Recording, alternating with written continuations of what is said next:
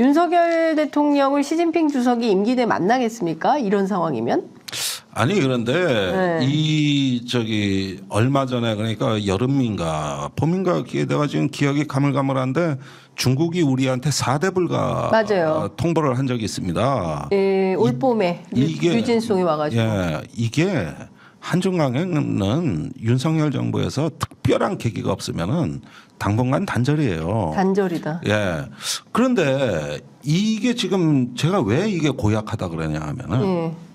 과거에 한중 관계가 긴장과 마찰이 있을 때 말입니다. 반드시 무슨 사건이 있었습니다. 예를 들면은 그 마늘 파동, 마늘. 뭐 무역 분쟁이 생겼다든가, 아니면 사드를 배치했다든가, 뭔가 이 양국의 지도자를 뒤흔들 만한 대형 사건이 있고, 뭐 탈북자를 북송한다거나, 뭔가 이런 사건이 있어서 한중 관계에 마찰을 빚은 일은 종종 있어요. 네. 근데 이번엔 사건이 아니라 말만 갖고 그때보다 더 심각한 단절이란 얘기거든. 아니 그러면 우리가 외교라는 게 그렇게 일본이 중국 때리기를 하고 나토가 중국을 구조적 위협이라고 나토 정상회의에서 그랬지만은 그래놓고 다 찾아가잖아. 독일의 숄츠 총리, 프랑스의 마크롱 대통령에다가 뭐 원래 기시다 총리도 지금 중국을 방문하려던 계획이었어요. 네. 그러다가 후쿠시마 오염수 때문에 틀어진 거거든요. 그래서 대신 에이펙에서 정상회담을 한 건데 저번에 자민당 고위 간부가 기시다 친서를 가지고 원래 중국을 방문하기로 돼 있었어요. 친서를 이제 시진핑한테 전달하고 이렇게 다 해.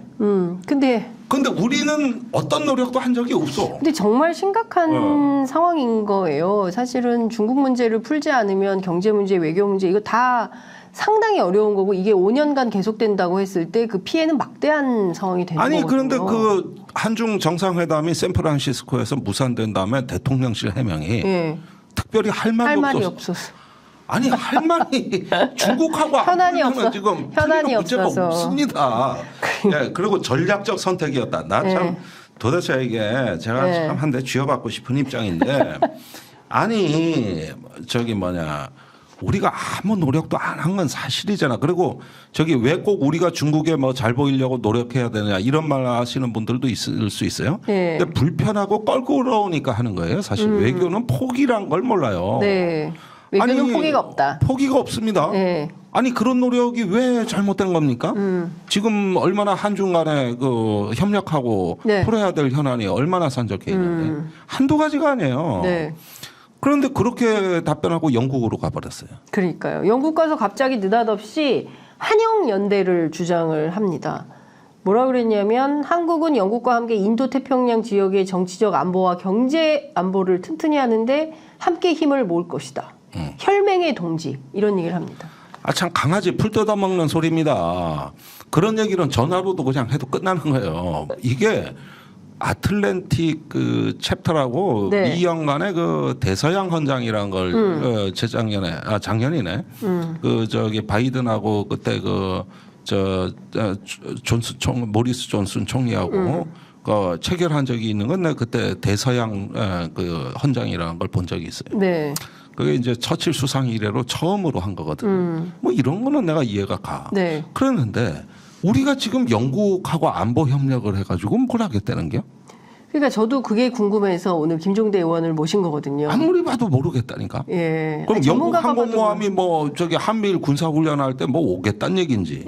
뭐요 이게 도대체가. 그러니까요. 뭘 안보 협력을 거기까지 가서 해? 그래서 중요한 거는 인도태평양 지역의 안보와 경제 안보와 정치 안보가 영국하고 그렇게 많은 밀접한 관계가 있어요? 아니. 그러니까 사실 원래는 관심이 많았죠. 영국도 인도태평양 전략을 발표했어요. 그러니까 그런 면에서 공감되다 그러면 그걸로 됐지. 또 나토 정상회의까지 가서 다 공감대 했으면 그것도 됐지. 굳이 국빈 방문을 또 가서 하자는 얘기는 뭐야. 요즘은 지금 나토 정상회의에서 중국을 구조적 위협이라고 선언하고 작년 재작년에 또 폴란드 인근에 나토 신속대 연군을 배치한다 그러고 뭐 여러 가지 전략 구상이 나왔는데 지금 실행된 게 거의 없습니다. 그거 다 말이에요. 그다음에 인도 태평양 경제를 보면 윤석열 대통령이 작년 5월에 바이든 대통령이어서 동맹을 복원했다 그러면서 네. 가장 성과로 내세운 게 뭐냐면 IPEF였습니다. 인도 패시픽 이코노믹 프레임. 인도 태평양 경제 프레임으로 13개 국가가 맞아요. 인도 태평양에서 이제 중국을 견제하는 옛날에 그 오바마 대통령 때 했던 CPTPP 환태평양 포괄적 경제 공동체 이런 거를 대체하는 걸 바이든이 제시해서 우리가 한번 해보겠다. 경제 공동체를 만들어 인도 태평양 전략을 구체화해 보자 이랬거든요. 근데 이번 APEC에서 다 그 13개 회원국 불러놓고 바이든 대통령이 돌연 철회를 했습니다. 야, 안 되겠어. 왜? 그러니까 아니 이거라도 해가지고 미국 시장을 우리 우방국한테 좀 열어줄 걸로 우리는 기대했는데. 기대하고 왔는데 왜? 그러니까 공화당 반대가 아니라 민주당이 반대해서 그러니까 이럴 수가 민주당이 반대했다고? 왜? 그러니까 대선에 별로 유리하지가 않고 국민들이 안 좋아한대. 이래 버린 거야. 그러니까 정상회담에 늦게 나타나가지고 바이든이 이거 다 말아먹은 거예요. 그러면 보세요. 인도 태평양의 기본 전제가 지금 다 무너진 거예요. 네. 대만 해협에 아무 일 없어. 네. 그렇죠. 그다음에 인도 태평양 경제 프레임은 이제 말도 못 꺼내. 예. 그런데 그 안에 무역도 들어가 있지만 디지털 규범도 들어가 있고 다 들어가 있어요. 그렇죠. 그러면 지난 1년 반 동안에 우리가 인도 태평양 부르짖었던 그 전제 조건들 다 헛수고가 됐네. 없어. 예. 아무것도 없어. 그냥 빈손 털고 나와야 되는 상황이네요. 그리고 중국, 일본, 미국이 짬짬이가 됐어요. 근데 우리만 혼자 앉아가지고 남중국해가 어떻고 대만이 어떻고 인도 태평양이 어떻고 자다가 봉창 뜯는 소리 하고 있습니다 지금. 자다가 봉창 뜯는 소리 하고 있으면 어쩌자는 거예요. 대한민국 국민의 운명이 걸린 국익이 걸린 이 그리고 할 외교의 일이 무대에서. 없으니까 군사합의선언 무력화하겠다는 거요. 그러니까 이게 큰일인데. 도대체 제정신입니까 이게? 그러니까요. 그래서 지금 나오는 얘기가 윤석열 정부의 외교는 그 순방 그 자체가 목적 아니냐라는 비판을 김창수 전 통일비서관이 하고 있습니다. 뭐 당연합니다. 예, 그러면 지금 상황에서 놓고 봤을 때 9.19 군사합의도 이렇게 무력화하려고 하고 앞서 말씀하신 대로 4.27 판문점 회담에서의 성과도 무력화하고 뭐 이런 방식으로 쭉 가면 군사적 충돌 위협은 올라가고 남북관계는 어떻게 되는 겁니까? 그러니까 윤 정부가 극심하게 고립의 길을 자초하고 있다. 윤 정부가 고립의 길. 아니 지금 우리 누리호 나로호 발사해준 러시아가 북한에 가서 위성 발사 돕고 있다는 거 아닙니까?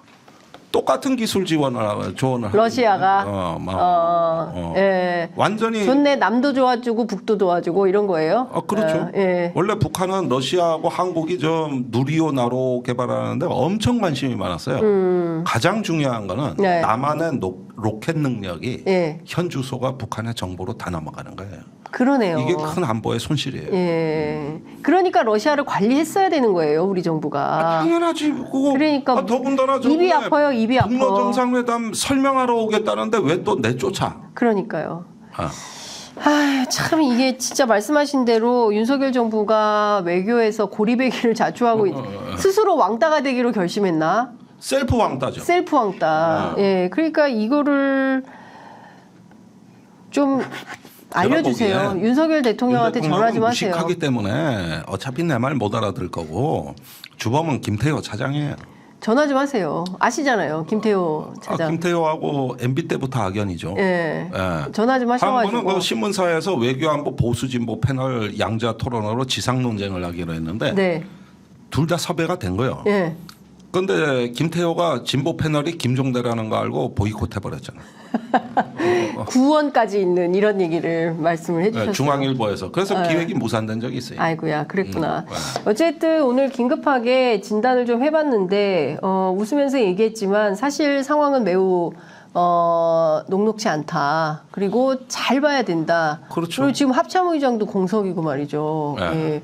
그리고 사실 그 사람은 뭐 부임해도 별 도움은 안 되는 사람이에요. 워낙 그 합동작전에 대해 아는 게 없어서.